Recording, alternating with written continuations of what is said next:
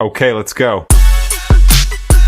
ठीक है मित्रों, अब अगला वंश ये खिलजी वंश है। खिलजी वंश का जो स्थापना होती है 1290 से लेकर 1320 तक, और जलालुद्दीन खिलजी साहब इस वंश के संस्थापक हैं।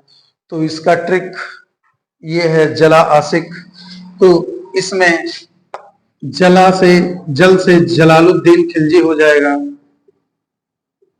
जलालुद्दीन खिलजी यही इनके वंश के संस्थापक हैं। और दूसरा सबसे महान, बड़ा योग्य और बड़ा ही अपने राज्य का विस्तार करने वाला दूसरा शासक आता है अलाउद्दीन खिलजी। मित्रों, तो ये दूसरा शासक हो गया, यही से दो हो गए, एक जल से तो जलालुद्दीन खिलजी हो गया, ए से अलाउद्दीन खिलजी हो गया। अब आशिक आ रहा है, तो अलाउद्दीन खिलजी और इसके बाद में आशिक। तो यहां पर ये देखिएगा, इसका तो हो गया जला से जलालुद्दीन खिलजी, अलाउद्दीन खिलजी। अब एस से आएगा, चाहे आप इसी को ले लो, इसी एक को अलाउद्दीन, चाहे इसी को ले लो, कुछ भी। शिहाबुद्दीन उमर, एस आई से क्या होगा? शिहाबुद्दीन उमर होगा मित्रों।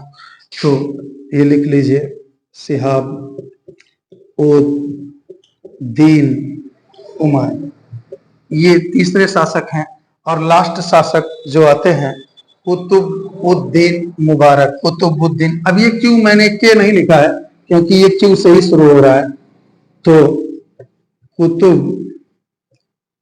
कुतुब है, वैसे कुतुब है, कुतुबुद्दीन मुबारक।